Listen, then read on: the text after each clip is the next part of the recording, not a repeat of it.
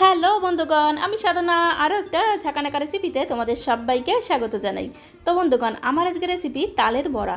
তালের বড়া অনেক রকমভাবে করা যায়, বাট আজকে আমি তোমাদের খুব সহজ পদ্ধতিতে বানিয়ে দেখাবো তালের বড়া। এইভাবে তালের বড়া বানালে তালের বড়াগুলো এইরকম ফুলবে আর ভীষণ নরম তুলতুলে হবে। তো চলো দেখে নেওয়া যাক আজকের রেসিপি তালের বড়া।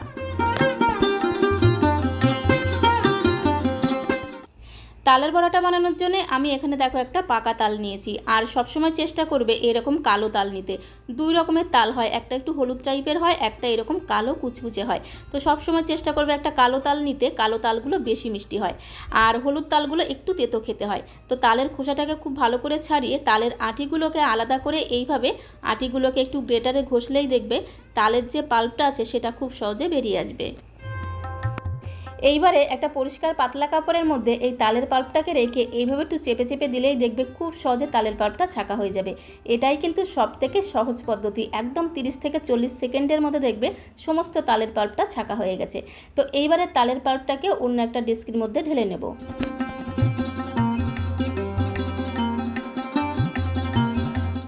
এখন এই তালের পাল্পটাকে 2 মিনিটের জন্য একটু জাল দিয়ে নিতে হবে। এতে তালের যে একটা কাঁচা গন্ধ থাকে সেই কাঁচা গন্ধটা চলে যাবে আর তাল থেকে খুব সুন্দর একটা ঘ্রাণ পাবে। আর বড়াগুলো খেতেও কিন্তু ভীষণ টেস্টি হবে। তো গ্যাসের ফ্লেম মিডিয়াম টু হাইতে রেখে 2 মিনিটের জন্য তালের এই পাল্পটাকে আমি জাল দিয়ে নিয়েছি। এবারে তালের পাল্পটাকে নামিয়ে খুব ভালো করে ঠান্ডা করে নেব। তো দেখো তালের পাল্পটাকে আমি পুরোপুরি ঠান্ডা করে নিয়েছি আর আঙুলটাও দেখো ডুবিয়ে রাখতে পারছি। তো এইবারে এখানে আমি 1.5 বাটির মতো তালের পাল্প নিয়েছি। এই 1.5 বাটি তালের পাল্পের মধ্যে আমি দেবো 1.5 বাটি ময়দা।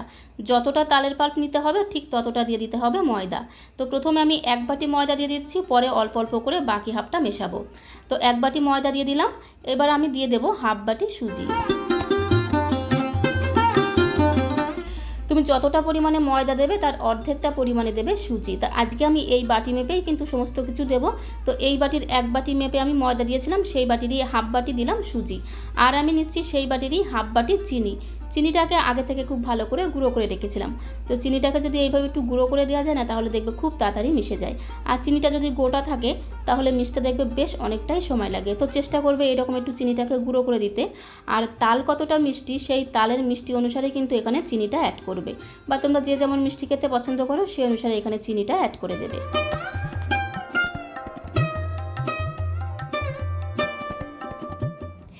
এইবার আমি এর মধ্যে দেবো 4 চামচ ডেসিকেটেড কোকোনাট, মানে শুকনো নারকেলের গুঁড়ো। চাইলে কিন্তু তোমরা ফ্রেশ নারকেল মিক্সিং জারে খুব সুন্দর করে পেস্ট করে ওর মধ্যে দিতে পারো। এতে খুব সুন্দর টেস্ট হবে, ফ্লেভারটাও কিন্তু দুর্দান্ত হবে। তো 4 চামচ ভর্তি উঁচু উঁচু করে দিয়ে দিলাম ডেসিকেটেড কোকোনাট, মানে শুকনো নারকেলের গুঁড়ো। আর আমি এর মধ্যে দেবো স্বাদ মতো লবণ। এই ডেসিকেটেড নারকেল বা শুকনো নারকেলের গুঁড়ো যে কোনো বড় মুদিখানার দোকানে পেয়ে যাবে। তো এখন আমি এর মধ্যে দিচ্ছি 1 চামচ মৌরি। একটু মৌরি দিলেই না খুব সুন্দর টেস্ট হবে। মানে তুমি যখন এই তালের বড়াটা খাবে, এই মৌরিগুলো যখন দাঁতের মধ্যে পড়বে দেখবে খুব সুন্দর একটা টেস্ট পাবে আর দারুণ একটা ফ্লেভার পাবে। তো এইবারে কি করতে হবে, এই সমস্ত কিছুকে হাত দিয়ে খুব সুন্দর করে একদম ঝাঁকানাকা করে মেখে নিতে হবে। একদম চেপে চেপে ঠেসে ঠেসে মেখে নিতে হবে। তো দেখো মিশ্রণটি কিন্তু বেশ অনেকটাই নরম হয়ে গেছে, মানে তালের পরিমাণটা বেশি হয়ে গেছে। তো তোমাদের তো আগেই বলেছিলাম 1.5 বাটি তালের পাল্প নিলে দিতে হবে 1.5 বাটি ময়দা। তো প্রথমে 1 বাটি ময়দা দিয়েছিলাম, এখন দিয়ে দিচ্ছি আরও হাফ বাটি ময়দা।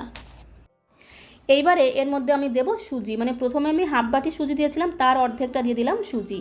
তারপরে দেব চিনি। প্রথমে আমি হাফ বাটি চিনি দিয়েছিলাম, এখন দিয়ে দিচ্ছি তারও অর্ধেকটা পরিমাণে চিনি। তবে চিনিটা একটু বুঝে দেবে, তোমরা যে যেমন মিষ্টি খেতে পছন্দ করো সেই অনুসারে এখানে চিনিটা দিয়ে দেবে। তারপরে সমস্ত কিছুকে হাত দিয়ে খুব সুন্দর করে একদম চেপে চেপে ঠেসে ঠেসে মেখে নিতে হবে।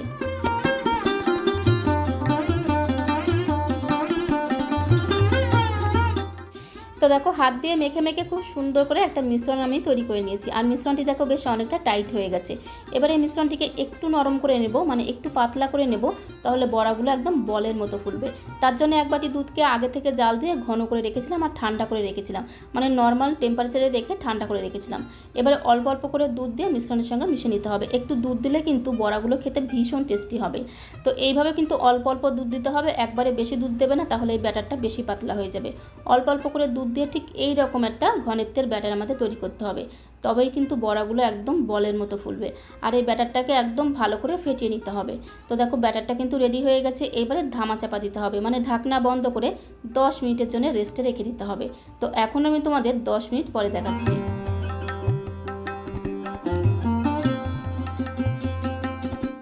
10 মিনিট পরে চামচ দিয়ে ব্যাটারটাকে খুব সুন্দর করে একদম ঘটনাটা করে মিশিয়ে নিতে হবে, তবেই কিন্তু বড়াগুলো একদম পারফেক্ট তৈরি হবে। এবারে বড়াগুলোকে ভেজে নেওয়ার পালা, তার জন্য চলে আসলাম কড়াইয়ের কাছে। গ্যাসের ফ্লেমটা জ্বালিয়ে দিয়ে কড়াইতে আমি আগে থেকে বেশ কিছুটা সাদা তেল গরম হতে বসিয়ে দিয়েছিলাম। তেলটা যখন একটু উষ্ণ গরম হয়েছে, গ্যাসের ফ্লেমটা একদম লো করে দিতে হবে। এবারে হাতের মধ্যে এইভাবে অল্প অল্প করে ব্যাটার নিয়ে এভাবে একটু গোল গোল করে তেলের মধ্যে দিয়ে দিতে হবে। যদি ব্যাটারটা একটু নরম হয় তাহলে দেখবে বড়াগুলোও নরম হবে আর একদম বলের মতো ফুলবে। তো এইভাবে হাতের মধ্যে নিয়ে একটু গোল গোল করে দেবে, তাহলে দেখবে বড়াগুলো একদম গোল গোল তৈরি হবে।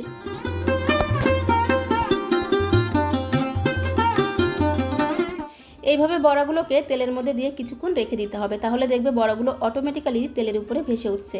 তো দেখো বড়াগুলো কিন্তু অটোমেটিক্যালি তেলের উপরে ভেসে উঠেছে। এইবার একটা খুন্তি দিয়ে বড়াগুলোকে এপিট ওপিট উল্টে পাল্টে একটু লাল লাল করে ভেজে নিতে হবে। এই সময় গ্যাসের ফ্লেমটা মিডিয়ামে রাখতে হবে। গ্যাসের ফ্লেমটা মিডিয়ামে রেখে বড়াগুলোকে এপিট ওপিট উল্টে পাল্টে লাল লাল করে ভেজে নেব। তো এখানে আমি বেশ একবারে অনেকগুলো বড়া দিয়েছি, তোমরা চাইলে কিন্তু একটু কম পরিমাণে বড়া দিতে পারো, তাহলে দেখবে এই বড়াগুলো আরও বেশি ফুলবে, আরও বেশি গোল হবে। তো দেখো বড়াগুলো কত সুন্দর গোল গোল হয়েছে আর কত সুন্দর ফুলেছে। তো এইভাবে কিন্তু বড়াগুলোকে এবার একটু লাল লাল করে ভেজে নিতে হবে।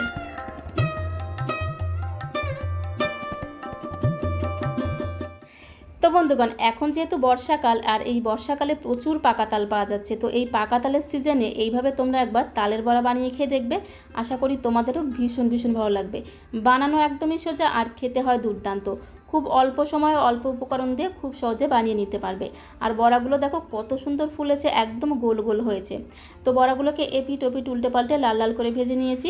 এবারে বাকি ব্যাচের বড়াগুলোকেও ঠিক একই রকমভাবে ভেজে নেব।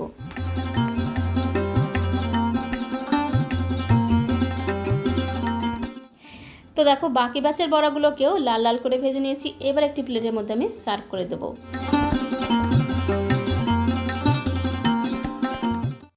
তো বন্ধুগণ, এইবার একটি তালের বড়া তোমাদের ভেঙে দেখিয়ে দেবো যে বড়াগুলো কতটা সফট আর নরম তুলতুলে তৈরি হয়েছে। তো তার আগে তোমাদের কাছে রিকোয়েস্ট করব, আজকের এই তালের বড়া রেসিপিটা তোমাদের কাছে কেমন লেগেছে কমেন্ট বক্সে অবশ্যই লিখে জানিও। ভালো লাগলে আমার চ্যানেলটিকে একটি লাইক আর শেয়ার করে দিয়ে আমার চ্যানেলের পাশে থাকার অনুরোধ রইল। আমার চ্যানেলে যদি কোনো নতুন বন্ধু এসে থাকো, প্লিজ আমার চ্যানেলটিকে লাইক করে রেখো আর অবশ্যই চ্যানেলটিকে সাবস্ক্রাইব করে রেখো, যাতে যখন এরকম সুন্দর সুন্দর ভিডিও আপলোড করবো সঙ্গে সঙ্গে নোটিফিকেশন আগে তোমার কাছে পৌঁছে যায়। তো আজকের মতো এই পর্যন্ত, সবাইকে অসংখ্য অসংখ্য ধন্যবাদ।